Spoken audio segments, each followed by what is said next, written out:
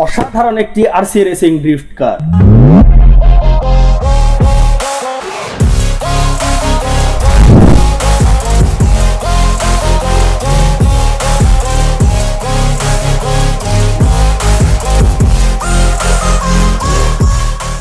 আমাদের এই আকর্ষণীয় ড্রিফট কারটির বক্সের পেছনেই কিছু ফিচার দেওয়া আছে, চলুন সেগুলো আমরা দেখে নিই।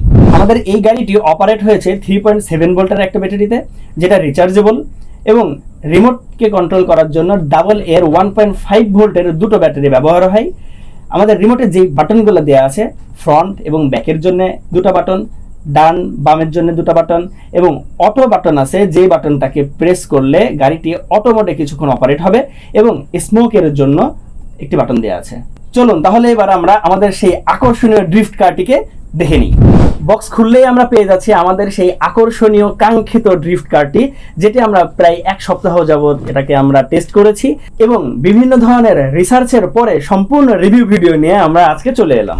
বক্সের ব্যাক সাইডে আমরা ম্যানুয়ালে যে ব্যাটারিটা দেখেছিলাম 3.7 ভোল্টের, এটি হচ্ছে সেই ব্যাটারি, এবং এই ব্যাটারিটাকে রিচার্জ করার জন্য আমরা পাচ্ছি ইউএসবি টাইপ কেবল একটা চার্জার। ব্যাটারি এবং চার্জারকে সংযোগের জন্য দুটো মেল ফিমেল পোর্টের ব্যবস্থা আছে, যেন আমরা খুব সহজেই এটাকে সংযোগ করতে পারি। যখন আমরা সংযোগ করে ইউএসবি পোর্টের মাধ্যমে চার্জ দেব, তখন এটাতে সুন্দরভাবে একটা লাল লাইট জ্বলতে থাকবে। লাল লাইট যতক্ষণ চলবে ততক্ষণ আমরা বুঝতে পারবো যে ব্যাটারিতে চার্জ হচ্ছে। যখনই চার্জ হয়ে যাবে তখন লাল লাইটটা অটোমেটিক্যালি বন্ধ হয়ে যাবে। এবং সবশেষে থাকছে গাড়িটিকে কন্ট্রোল করার জন্য আকর্ষণীয় একটা রিমোট, যেটিকে তৈরি করা হয়েছে গাড়ির সাথে ম্যাচিং করে, এবং যেটিকে হাতে নিলে একটি গাড়ি গাড়ি ভাইব ফিল করা যায়। তাহলে চলুন গাড়িটির আউটডোর পারফরমেন্স কেমন দেখে নেওয়া যাক।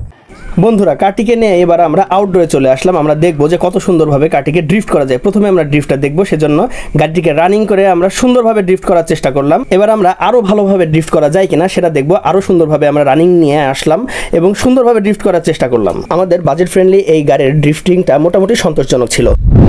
বন্ধুরা, এবার দেখে নেওয়া যাক আমাদের ড্রিফট কারটির স্পিড আর পারফরমেন্সটি কেমন।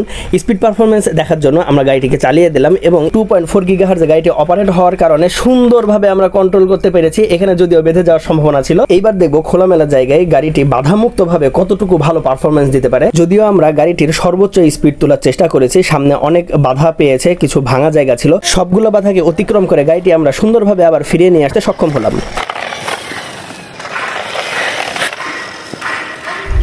বন্ধুরা, তাহলে চলো এবার আমরা গাড়িটির ডিস্টেন্সটা পরিমাপ করে নিই।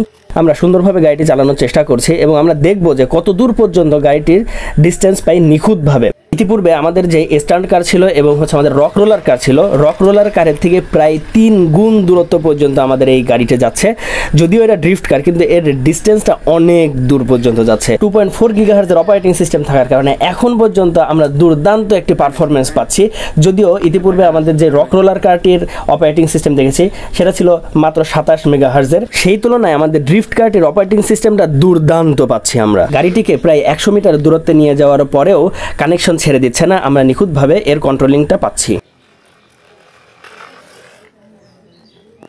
এখন পর্যন্ত আমরা যতগুলো টেস্ট করেছি গাড়িটির জন্য, এটি ছিল গাড়ির সবথেকে কঠিনতম টেস্ট, যেটি সরু একটি দেয়ালের উপর থেকে গাড়িকে ঘোরানো যায় কিনা এই চেষ্টা আমরা করেছি, এবং চেষ্টা করতে করতে দেখেছি সুন্দরভাবে আমরা এই গাড়িটিকে সরু দেয়ালটির উপর থেকে কন্ট্রোল করতে সক্ষম হলাম। সবশেষে আমরা দেখবো গাড়িটি কতটুকু ভর বহন করতে পারে। একটি ইট চাপিয়ে দেওয়া হলো এবং গাড়িটি চালানোর আমরা চেষ্টা করছি। ইট চাপানোর ফলে গাড়িটি খুবই স্লো যাচ্ছে, যদিও এত স্লো যাবে এটা আমরা আশা করিনি। এর তুলনায় ইতিপূর্বে আমরা যে স্ট্যান্ড কারের পরীক্ষা করেছিলাম, স্ট্যান্ড কার এর থেকে আরও বেশি ভর বহন করতে পেরেছে এবং স্পিডটাও অনেক বেশি ছিল। শেষ পর্যায়ে দেখা যাচ্ছে গাড়িটি একবারে থেমেই গেল। ভর বহনের এই টেস্টের তুলনায় গাড়িটির আর অন্যান্য সকল পারফরমেন্স মোটামুটি ভালোই ছিল।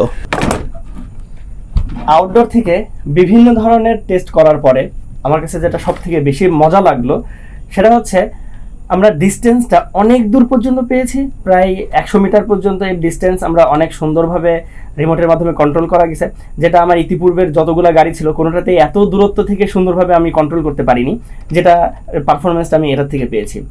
পাশাপাশি এটার সবচেয়ে যে বেশি খারাপ ব্যাপারটা আমার লেগেছে সেটা হচ্ছে এর ফ্রন্টে কোনো গ্লাস দেওয়া নেই এবং সাইডে জানালাতেও কোনো ধরনের প্রোটেকশন গ্লাস দেওয়া নেই। এর ফলে আমাদের সব থেকে বেশি ভোগান্তি হয়েছে, এর ভিতরে প্রচুর পরিমাণে ধুলা ঢুকছে। যদি এখানে গ্লাস দেওয়া থাকতো বা কোনো ধরনের প্রোটেকশন দেওয়া থাকতো তাহলে আমার মনে হয় অনেক বেশি ভালো হতো।